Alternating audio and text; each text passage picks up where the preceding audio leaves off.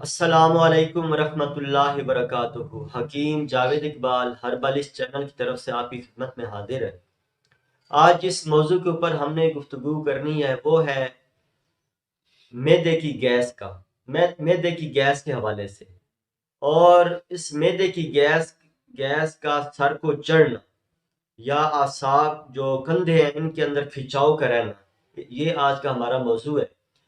تو اس مرض کی پہلے تھوڑی تعریف جان لیتے ہیں کہ اس میں ہوتا کیا ہے کہ جب معدہ خراب ہوتا ہے، معدہ خراب ہونے کے بعد جو ہی معدے کے اندر گیس بننا شروع ہوتی ہے تو یہ سر کی طرف چڑھتی ہے، جس کی وجہ سے سر پورا کھچاؤ میں رہتا ہے، سر درد کرتا رہتا ہے، کبھی دائیں طرف کبھی بائیں طرف کبھی پورے سر کے اندر، اور یہ خاص طور پہ یہ جو کندھے ہیں ان کندھوں کے اندر خاص طور پہ کھچاؤ رہتا ہے، درد رہتا ہے۔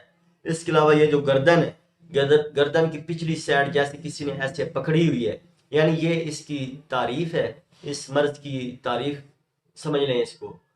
تو سب سے پہلے درود پاک پڑھ لیتے ہیں۔ اللہم صلی علی محمد عبدک و رسولک و صلی علی جمیع المؤمنین والمؤمنات والمسلمین والمسلمات۔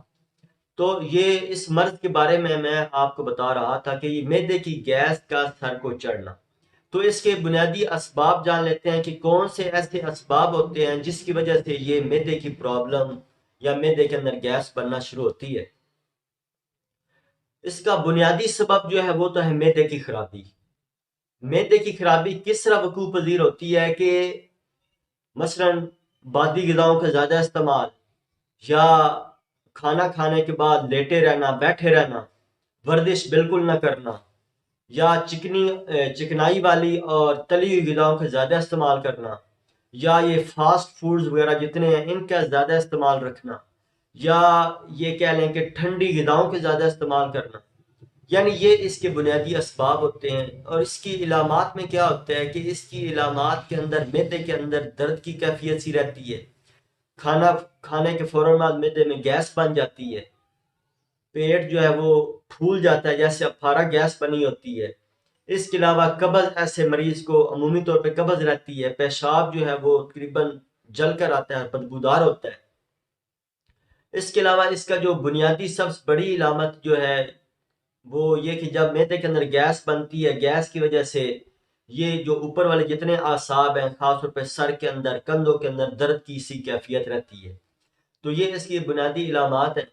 اور اگر یہ گیس سر کی طرف چڑھے تو پھر تو اس میں سر اور کندھوں میں کھنچا ہوا جاتا ہے، لیکن اگر یہ گیس نیچے کی طرف چلی جائے تو اس میں پنڈلیوں کے اندر کھنچاؤ آ جاتا ہے، پنڈلیاں جو ہیں وہ درد کرتی رہتی ہیں۔ عمومی طور پہ آپ نے کئی لوگوں نے سنا ہوگا کہ میرا سر میں درد رہتا ہے، کبھی کہتا ہے جی میری پنڈلیوں میں درد رہتا ہے، نہیں، یعنی یہ جو پھارا جو گیس بنتی ہے اندر، یہ چکر جب لگاتی ہے خون کے اندر جب شامل ہوتی ہے تو جہاں پہ یہ جا کے ٹھہر جاتی ہے وہاں پہ درد کی سی کیفیت پیدا کر دیتی ہے۔ تو اس میں بنیادی جو غذائی علاج اگر آپ کرنا چاہتے ہیں تو اس میں اپنے آپ کو بادی غذاؤں سے مکمل بچائیں، فاسٹ فوڈز والی جو غذائیں ہیں ان سے اپنے آپ کو بچائیں۔ جو لوگ چاول کا بے تحاشا استعمال کرتے ہیں چاولوں سے تھوڑا اپنے آپ کو بچائیں۔ اس کے علاوہ ماش کی دال جو ہے، ماش کی دال، مسور کی دال سے تھوڑا پرہیز رکھیں۔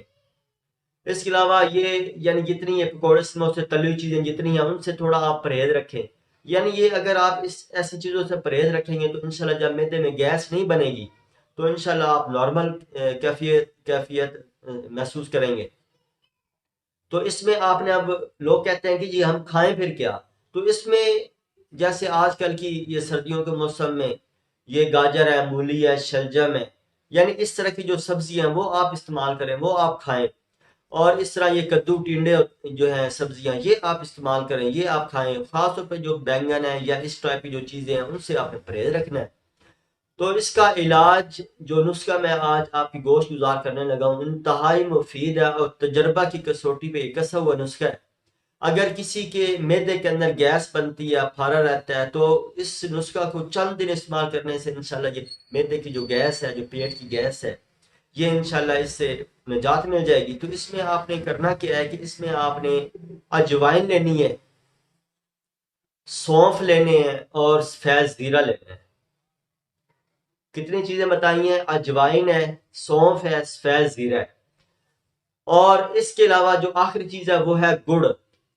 اب یہ 4 چیزیں آپ نے برابر وزن میں لینی ہے، برابر وزن میں لے کے آپ نے اجوائن، سونف اور سفید زیرہ اس کو علیحدہ علیحدہ کوٹ لینا ہے۔ اچھی طرح کوٹنے کے بعد آپ نے کیا کرنا ہے، گڑ اس کے اندر مکس کر کے آپ نے اچھی طریقے سے پھر اس کو کوٹنا ہے، اور بیر کے برابر آپ نے گولیاں بنا لینی ہیں، یعنی جتنا یہ بیر ہوتا ہے اس بیر کے برابر یہ آپ نے گولیاں بنا لینی ہیں۔ یہ بہترین ایک خوش ذائقہ سی گولیاں سی بن جائیں گی۔ تو یہ آپ نے منہ کے اندر رکھ کے، یعنی ہر کھانا کھانے کے بعد 1 سے 2 گولیاں آپ نے منہ میں رکھ کے چباتے رہنا ہے، یعنی جس طرح ٹافی چوستے ہیں اس طرح ٹافی کی طرح آپ نے یہ چوستے رہنا ہے۔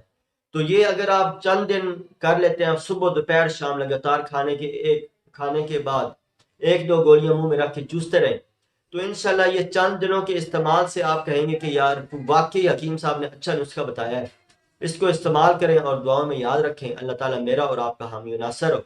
السلام علیکم ورحمۃ اللہ وبرکاتہ۔